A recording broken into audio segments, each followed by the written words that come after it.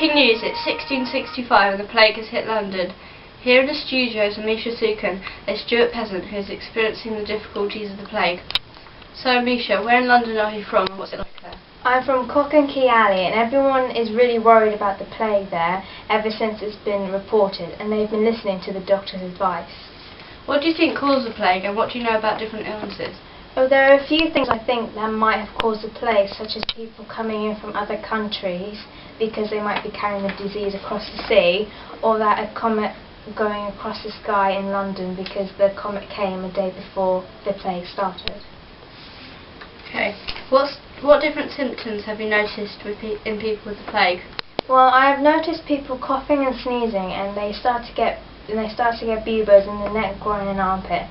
They have said it's very painful, and I don't know anyone who has survived. I'm really scared of what might happen to us.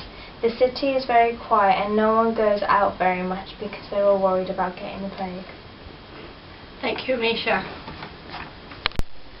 Now we're going to talk to one of the searchers in London. So, what's life like and what does your job include?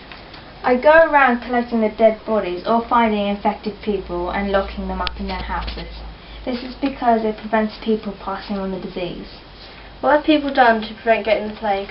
I have noticed that lots of the pubs have been closed down by the orders of the Lord Mayor to stop people mingling. Also, all the people have started to think that animals are the source of the plague, so they are planning on getting rid of them.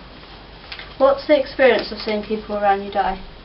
It is my job to look after the people, but this is a complete tragedy and there are too many people dying. Thank you. Here in Covent Garden, where the plague has broken out, all people have been recommended to stay fully covered and to carry herbs to stop the odour and getting the disease. As you've heard, most of the lords and ladies have started to flee London, except for the Lord Mayor. 3 families have been locked down in their houses, so there is no risk for you. Watchers have been hired to watch over them, give them food and water, and on the house doors there have been a Red Cross painted on them for your caution. Now I'm going to talk to a resident of Drury Lane where the first case was reported this morning. So how do you feel when you first heard that the plague had hit London? I actually wasn't too surprised. I had heard about some rumours about it from Fleet Street, but I don't think the people were certain it was a plague, so they didn't report it. Were you friends with the family that were reported with the plague? Well, I did know them, and they were such a lovely family, but we didn't talk very much, and I didn't have enough time to the fact that I have children. And finally, do you know why they might have been the people who first got the plague? No, I don't know of any sins that they had done, but you never know what goes on behind closed doors, and maybe God is punishing them because of their sins. Thank you. Now I'm going to talk to a doctor from London. The doctor, what cures do you recommend for the rich and for the poor? For the poor, they'll get a nurse to go around the houses to pop the buboes, also to attach a decapitated pigeon to the buboes. For the rich, they should fumigate the streets, and also we believe that a unicorn horn should be smashed up with a herb and sprinkled over their food. And finally, what do you believe caused the plague? I believe it's from cats and dogs, as they are spread all over the city, and that people have done sins. I wear this outfit because it covers me up, and I usually wear a mask, but today I'm not. Okay, that's it for now from Covent Garden. Back to you, Pippa, in the studio. Hello, Lord Mayor. What's your experience so far of the plague? Well, all my noble friends have left, but I decided to stay in London to help make the important decisions and to keep as many people as we can alive. What do you think of the rich noblemen moving out and leaving the plague? I thought it was disgraceful to leave these people and me to deal with all this disease. The people had trust in them and now they are gone. We cannot afford all the treatment.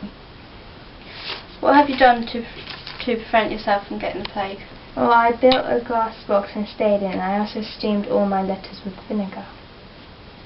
Thank you, Lord Mayor. It seems the plague has affected thousands of people in London. Now over to Jasmine, who's reporting in Covent Garden, speaking to different people living in London. Thank you, Jasmine. That's all we have time for. Goodbye.